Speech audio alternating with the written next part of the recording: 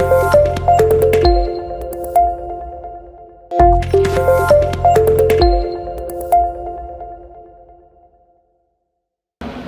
el día de hoy las tres primeras reflexiones las comparto yo y por tanto el PowerPoint que después se les va a enviar, ¿no?, durante la pausa para que lo tengan de una vez, es de las tres en conjunto.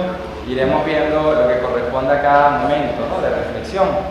Y en esta primera, de este esquema que tienen acá, que son los puntos que iremos viendo, vamos a ver del 1 al 6 que es cuál es la eclesiología, qué modelo de iglesia está surgiendo de este proceso sinodal y a qué responde este modelo como una recepción del Concilio Vaticano II, porque mucha gente cree que esto es algo que inventó el actual pontificado, cuando Francisco lo que hace es una profundización de una recepción del concilio a partir de la Iglesia Pueblo de Dios.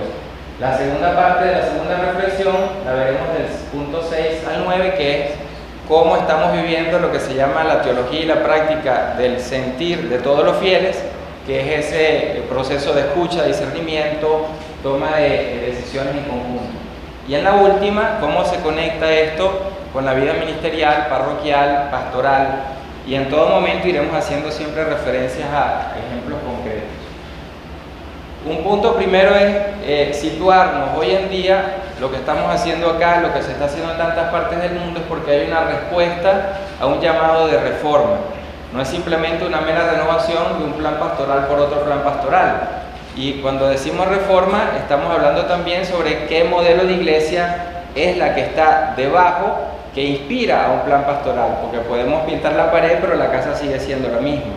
Entonces, cuando el sínodo inicia, hace un análisis de lo que estaba sucediendo en la iglesia. Tienen el texto a su mano izquierda, donde dice que la iglesia entera está llamada a confrontarse con el peso de una cultura impregnada de clericalismo, heredada de su historia, es decir, una cultura eclesial heredada, y de formas de ejercicio de la autoridad en las que se insertan diversos tipos de abuso. Es impensable una conversión del accionar sinodal sin la participación activa de todos los integrantes del pueblo de Dios.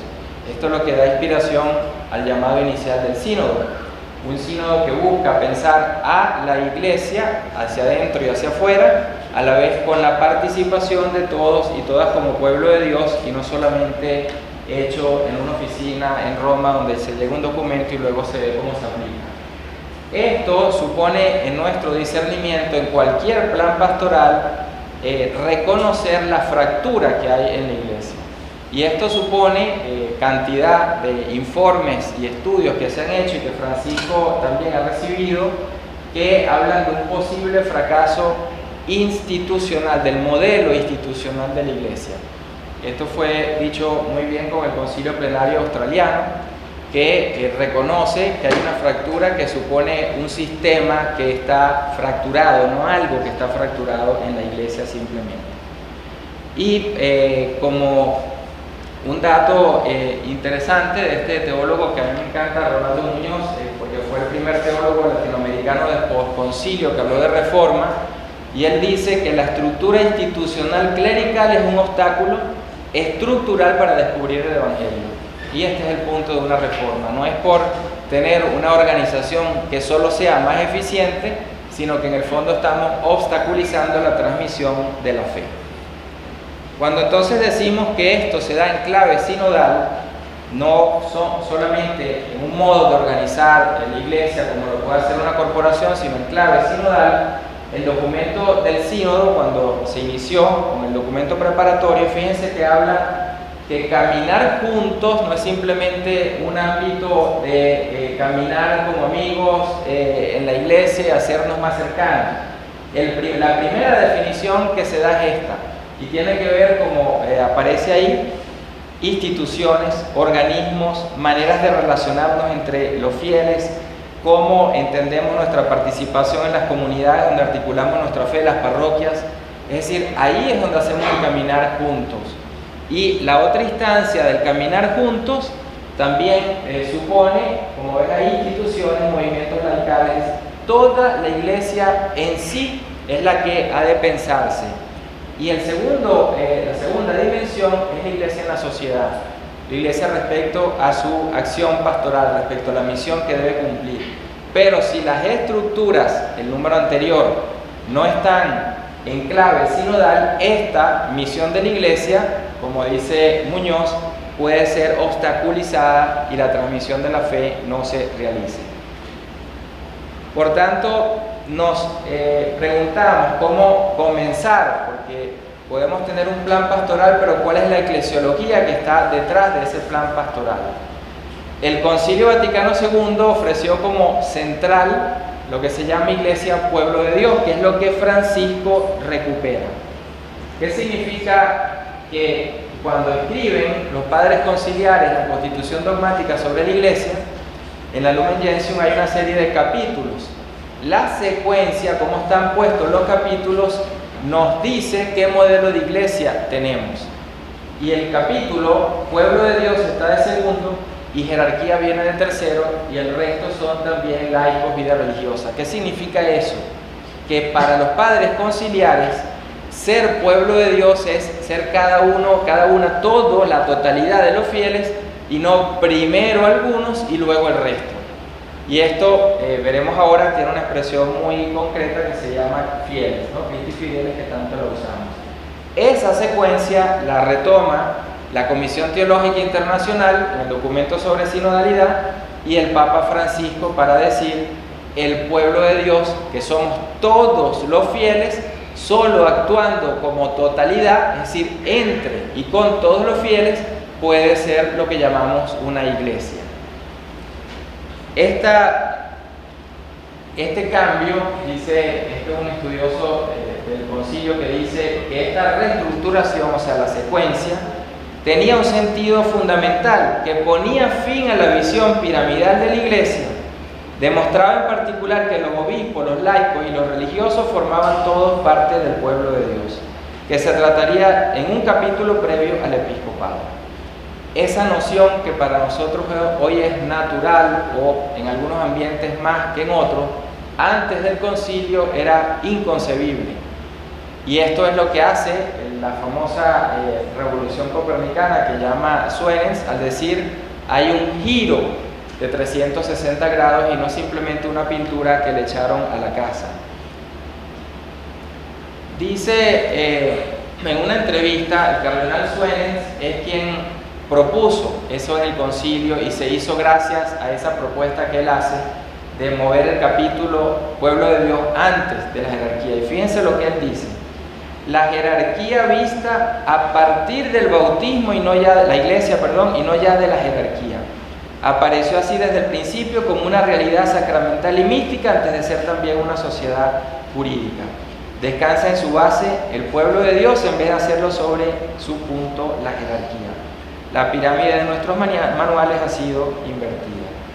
Por este mismo hecho, también el obispo debe volver a situarse en el pueblo de Dios que le ha sido confiado, está más cerca aún de su clero y de sus fieles en igualdad de condiciones en ellos, incluso en cuanto a la vestimenta. Esto es una entrevista luego de terminar el concilio, donde el padre de esta eclesiología dice: ¿qué es lo que usted ve? Le preguntan, más importante.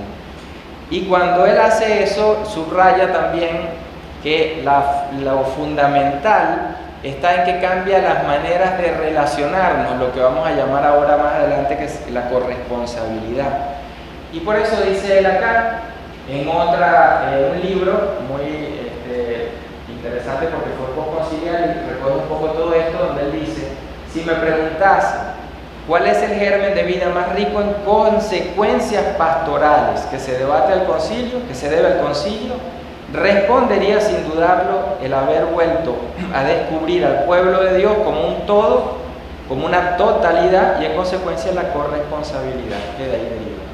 Pueblo de Dios, totalidad de fieles, corresponsabilidad de cada uno en relación al resto de los fieles. Es decir, siempre esta lógica del conjunto, de lo comunitario, del trabajo comunal. Esa era la lógica de los padres conciliares.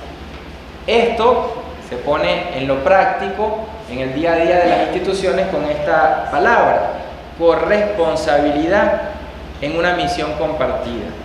Primero, porque la misión no pertenece a uno o a algunos, sino a todos y a todas en la iglesia. Pero si la misión pertenece a todos, supone que el modo debe realizarse entre, porque si no estaríamos diciendo que unos la piensan y otro grupo la ejecuta. Esa totalidad es la corresponsabilidad. La palabra que nos ayuda desde el concilio a hacer este giro es esa palabra que tanto usamos, fiel. Pero cuando la referimos solo al laicado, eso es preconciliar. No es la palabra que usan los padres conciliares. Cuando decimos Christi Fideles, que es lo que significa fiel, dice acá, el que más debatió sobre esto, que es Monseñor Deschmet, sobre el concilio, dice: el Papa es uno de los fieles, obispos, sacerdotes, laicos, religiosos, todos somos los fieles. Debemos tener por cuidado hablar sobre la Iglesia para no caer en un cierto jerarquismo, clericalismo, obispolatría o papolatría. Una de las intervenciones más fuertes del concilio. Francisco dice: clericalismo viene de estos debates. En el propio concilio, discutiendo cómo se entiende la Iglesia, debemos tener cuidado de no caer en jerarquismo, clericalismo. ¿De qué modo? Entendiéndonos como fieles. Como fieles, es decir, con la misma dignidad bautismal que da derechos y da deberes a todos y a cada uno. Por ello dice Deschmet, la palabra fiel designa a todos que han recibido la dignidad de ser miembros de la Iglesia en razón del bautismo. El actual proceso sinodal, desde el primer documento hasta el actual, ha sostenido que se redescubre, aunque parezca la expresión así un poco no tan llamativa, en el sentido de que pareciera que ya lo sabíamos, ¿no? Se redescubre la teología bautismal hoy en día, porque una cosa es decirla y otra cosa es las implicaciones en la corresponsabilidad que ésta tiene, que son recibir deberes, ciertamente, pero también recibir derechos. El derecho de ser escuchado es un derecho bautismal. Entonces, en ese sentido, la sinodalidad, como iremos viendo, va asumiendo estas concepciones, estas interpretaciones que hacen los padres conciliares y las profundiza aún más. Es lo que hace Francisco. En la manera de interactuar como totalidad, como fieles en conjunto, algunos textos acá nos pueden ayudar del concilio. En primer lugar dice, en Lumen Gentium 32, la distinción que el Señor estableció entre los sagrados ministros y el resto del pueblo de Dios, fíjense, y el resto, no dice entre unos y otros, es decir, que los obispos están, o los sagrados ministerios están dentro, y ese resto que no son, entonces implica también su conjunción. ¿Y por qué pongo esa expresión ahí? Porque la traducción es vínculo recíproco, no es una relación de ayuda, auxiliar, estamos vinculados. De tal modo que en otro texto sobre el laicado, en el decreto del concilio, el número 6 que tienen acá, dirán los padres, el apostolado de los laicos y el ministerio pastoral se completan mutuamente. No dice en el texto original se complementan, como solemos siempre decir, completan. Quiere decir, yo no puedo ser en mi identidad bautismal, en la forma como ejerzo mi identidad bautismal, como presbítero o como laico, como religioso, como religiosa, sin la relación vinculante al otro. Y en esa vinculación es que me hago mi propia identidad.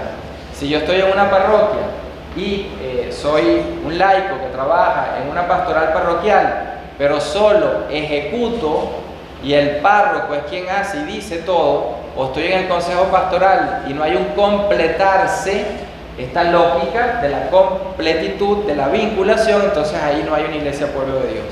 Ahí puede estar una pirámide en una estructura eclesial muy linda, moderna, pero sigue funcionando esa pirámide.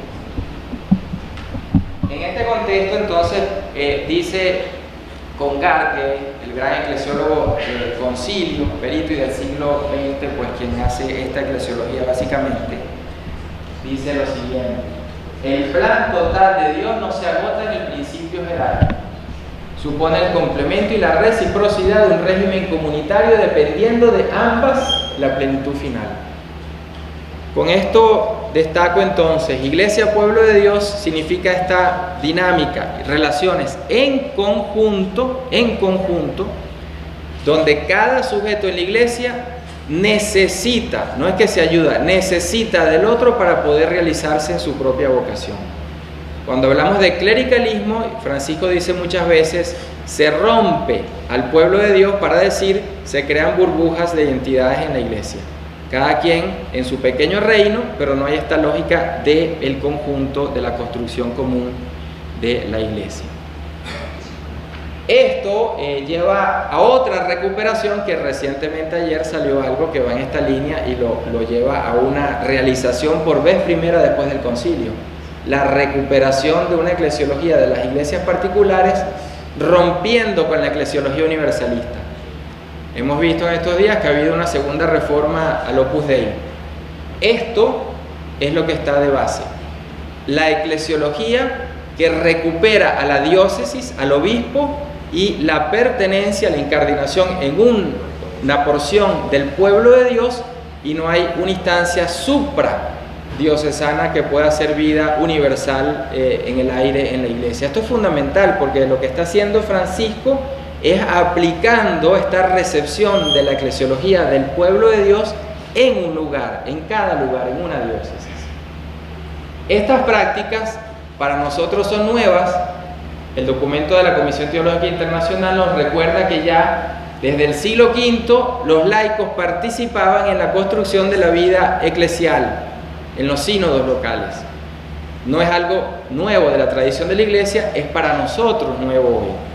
Y esto es fundamental porque cuando se dice recuperamos la iglesia local, no es que estamos inventando cómo se hacía iglesia en una localidad. Estamos haciendo recepción. El Papa Pablo VI, con toda claridad, y es el texto que Francisco asume en Evangelii Gaudium, en el Evangelii Nunciandi, él lo asume, y es su texto paradigmático de la misión, decía Pablo VI, la iglesia extendida por el mundo se convertiría en una abstracción si no tomara cuerpo y vida precisamente a través de las iglesias particulares. No existe una iglesia universal que se llama la curia y las diócesis están dependiendo absolutamente de la curia. Existe solo la porción del pueblo de Dios que en comunión con las otras porciones del pueblo de Dios es lo que llamamos iglesia universal. La iglesia universal es la comunión de todas las iglesias particulares, o sea, de todas las diócesis. Y esto es tan importante porque ayuda a que cuando decimos iglesia en Venezuela, tiene que tener un rostro distinto a la iglesia en Brasil o en Italia o en Filipinas, porque es la comunión dentro de esa diversidad cuando tengo un rostro propio con el que articulo esta unidad en la diversidad. No hay más pueblo, una frase importantísima que hace Gretchen, el secretario de la Secretaría General del Sínodo, que hace al inicio del proceso, no hay más pueblo de Dios que el que vive en cada porción del pueblo de Dios, es decir, una diócesis. El principio que funda y rige esta comprensión del pueblo de Dios fue establecido por el concilio. El pueblo de Dios existe en y desde las iglesias particulares, no hay iglesia fuera de este principio. Esa es la teología del concilio de las iglesias locales. Y por eso, cuando hoy en día se recupera esta eclesiología, cuesta tanto en la primera fase diocesana, no tanto porque daba trabajo, sino porque la mentalidad de trabajar, proceder de ese modo, no la tenemos en la iglesia. Cuando viene la crisis hacemos algo, pero no hay vida ordinaria, cotidiana de consulta, escucha, discernimiento. Si mi parroquia solo ofrece sacramentos y catequesis, estoy en el modelo tridentino. Si mi parroquia hace vida de escucha, discernimiento, construcción de decisiones, en vida eclesial, hace iglesia, esto fuese algo natural por donde pasa esta manera de ser iglesia. Por eso lo que estamos viendo nos cuestiona porque es un reajuste completo, no de algo, de lo que significa el modo como hacemos iglesia. El texto de la Constitución Dogmática sobre la Iglesia, el Lumen Gentium número 13, dice: dentro de la comunión eclesiástica existen también legítimamente las iglesias particulares que gozan de tradiciones propias, permaneciendo inmutable el primado de la cátedra de Pedro, que preside la Asamblea Universal de la Caridad, protege las diferencias legítimas y simultáneamente vela para que las divergencias sirvan a la unidad. Aquí tenemos un primer principio. Luego dice, de aquí se derivan finalmente entre las diversas partes de la iglesia vínculos de íntima comunión en lo que respecta a riquezas espirituales, obreros pastorales, obras apostólicas, ayudas temporales. Los miembros del pueblo de Dios son llamados a una comunicación de bienes y las siguientes palabras del apóstol pueden ayudar. El don que cada uno ha recibido, póngalo al servicio. Esta visión de comunión es lo que hace iglesia. Si llevado a un ámbito parroquial, 200 parroquias en una diócesis y no hay comunión entre, no los párrocos, las parroquias, de cualquier forma, intercambios, experiencias, consultas, vivencias, este intercambio es lo que hace iglesia. Eso es lo que llamamos esa comunión en lo concreto.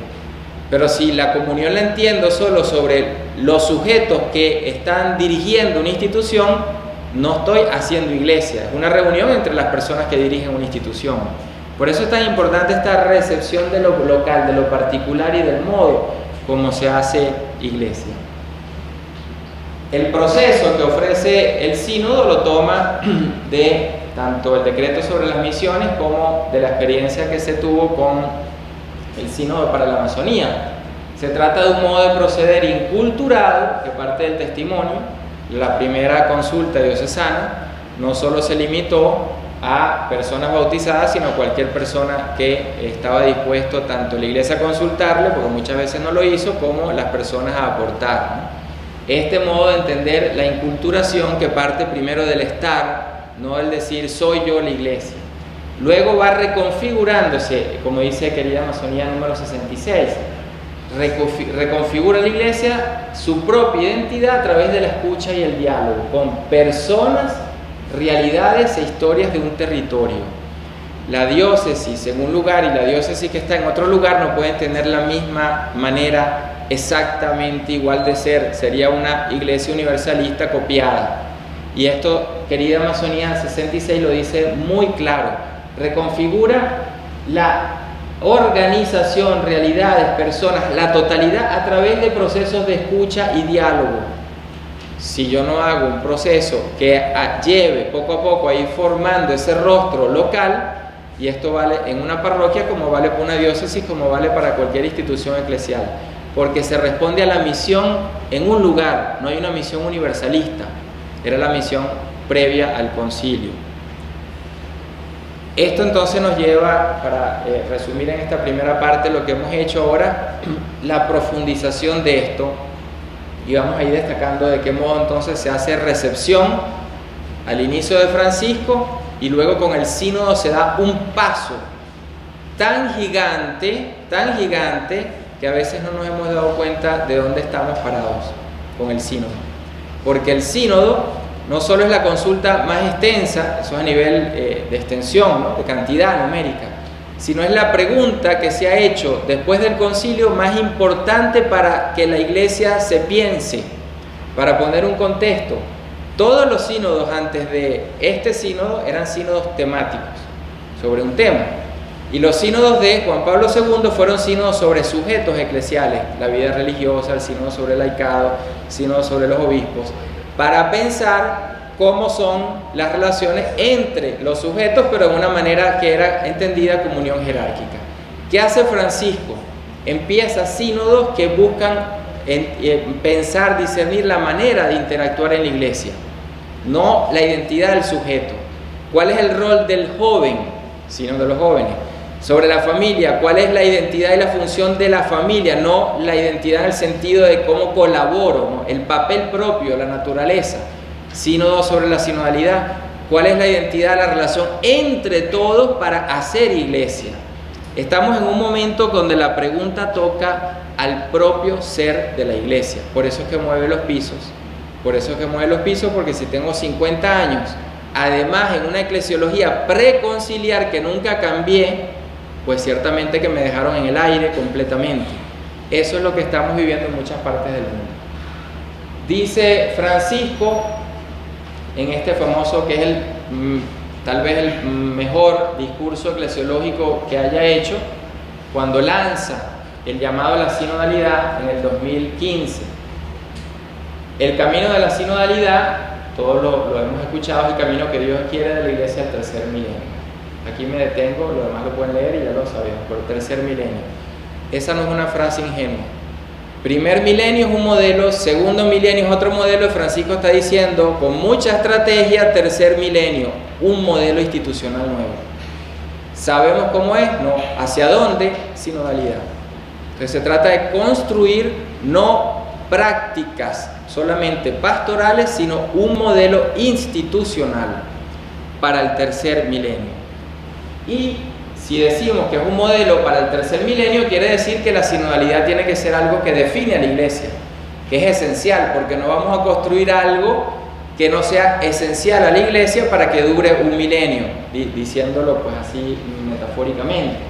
Por eso dice la Comisión Teológica, documento también, que es el mejor documento articulado sobre el tema de la sinodalidad, la Comisión Teológica Internacional dice: el camino de la sinodalidad, tomando Francisco en las frases, el camino que Dios espera de la iglesia del tercer milenio, lo que se nos pide está en la palabra sínodo. No sínodo como evento, eso es sínodo como una asamblea, sínodo como lo que implica en cuanto a hacer iglesia, el modo de hacer iglesia, que supone a todos los sujetos eclesiásticos. Y unos días antes, fueron como 2 semanas antes de abrir el sínodo, recalca nuevamente el Papa este sentido de que estamos ante un tema que define a la iglesia. Cuando él dice acá, no hablamos como si esto fuese una alternativa, un modelo entre otros modelos. Y esto es importante porque cuando decimos la iglesia una, santa, católica, apostólica, tendríamos que decir y sinodal, porque esto es esencia de la iglesia, es constitutiva, no es algo que le agrego. Y este es el debate que, por ejemplo, hay ahora. ¿Es una nota que define a la iglesia o la vemos solamente como algo que le metemos cosas a la iglesia para renovar algunas prácticas, ¿no? Dice Francisco entonces acá, no es un eslogan, no es un término a instrumentalizar, expresa la naturaleza de la iglesia, su forma, su estilo, su misión. Y desde acá él comienza a hablar de iglesia sinodal, no iglesia en clave sinodal, no una sinodalidad en la iglesia, para decir que lo que define a la iglesia es como tal eso que llamamos sinodalidad. Entonces, rápidamente, porque creo que me van a sacar la sinodalidad, algunos puntos, ¿no? No es el sínodo, la sinodalidad no es el sínodo es un elemento, una institución dentro de una iglesia sinodal. La sinodalidad afecta no solo a las mentalidades, sino también a las estructuras. A veces tenemos ese discurso dualista: primero hay que convertirnos, después reformarnos. Primero nos reformamos y después convertirnos. Se trata de un proceso en conjunto donde si yo voy haciendo una renovación, una conversión personal, espiritual, pastoral, que no va acompañada de una reforma de las instituciones, no será efectiva. Mucha idea, muy lindo, y terminamos en lo mismo. Entonces, ¿cómo traer las dos cosas al mismo tiempo? Y esto es lo que ha sido siempre desde el Vaticano II debatido. ¿Cambio qué? ¿Primero las estructuras? ¿Primero la formación? ¿O debo ir haciendo procesos que integran ambos? Porque no puedo cambiar una relación si no estoy dentro de una estructura. No puedo cambiar una estructura si no tengo personas que ayuden al cambio de las estructuras. No puedo entonces separar esos dos ámbitos. La sinodalidad representa el camino principal para la iglesia, dice el documento del sínodo en su preparación, para renovarse, y agrega un elemento acá que es otra novedad de lo que estamos viviendo: bajo la acción del Espíritu y gracias a la escucha de la palabra. Bajo la acción del Espíritu supone que se recupera hoy en día la neumatología en la iglesia. Antes había un sobreénfasis de la cristología, y por eso la figura del ministro ordenado, solo relacionada a Cristo, daba la idea de una iglesia más jerárquica. Cuando hablamos hoy en día de la neumatología y hacemos prácticas de escucha, y se ha pedido que el obispo en su diócesis participe de la escucha como un fiel más, eso es esto: una eclesiología neumatológica, una ministerialidad vivida desde la presencia y el discernimiento en el Espíritu a través de la escucha, a través del discernimiento comunitario, a través de la interacción entre todos.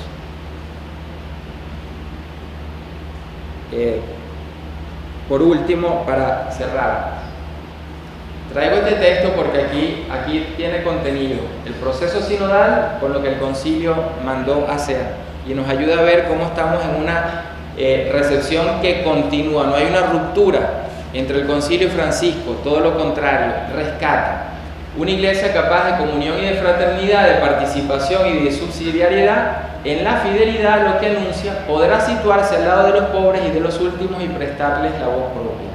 Para caminar juntos es necesario que nos dejemos educar por el Espíritu en una mentalidad verdaderamente sinodal, entrando con audacia y libertad de corazón en un proceso de conversión sin el cual no será posible la perenne reforma de la que la Iglesia misma, en cuanto a institución humana y terrena, siempre tiene necesidad. Perenne reforma fue una expresión muy fuerte que los padres conciliares, al incorporarla en el texto de Unitatis Reintegratio, el decreto sobre el ecumenismo, estaban reconociendo en cierta manera una expresión que la Iglesia siempre negó por la contrarreforma y la reforma por el periodo de Lutero. ¿Qué hace Francisco? Justo recupera esta misma expresión, la coloca en Evangelii Gaudium, se inserta en el camino sinodal, porque nos está tratando de hacer ver que lo que estamos viviendo como momento eclesial es un momento en el que toda la Iglesia está en juego. Toda la Iglesia, decimos, todos los fieles, no algunos, todas las instituciones, no algunas instituciones. Y eso supone de base, si mi plan pastoral no alinea de esta recepción del Concilio Vaticano II, no responderá al modelo que queremos o debemos construir para el tercer milenio. Y solo en 2 oportunidades el Papa dijo, es lo que Dios quiere. En Brasil, cuando habló de la conversión pastoral, y en el discurso del 2015, cuando habló de la sinodalidad. Quiere decir que hay una conjunción de ese modelo institucional nuevo que recoge el aporte latinoamericano, conversión pastoral, lo asume, lo profundiza y lo lanza a la Iglesia Universal, conversión sinodal. Aquí es donde nos encontramos pues hoy en día. En la próxima reflexión ya iremos con más profundidad y calma, porque es el tema que recoge de manera más práctica en donde estamos hoy, que es la teología y la práctica del sensus fidei, todo lo que hemos vivido desde la escucha al discernimiento a la decisión.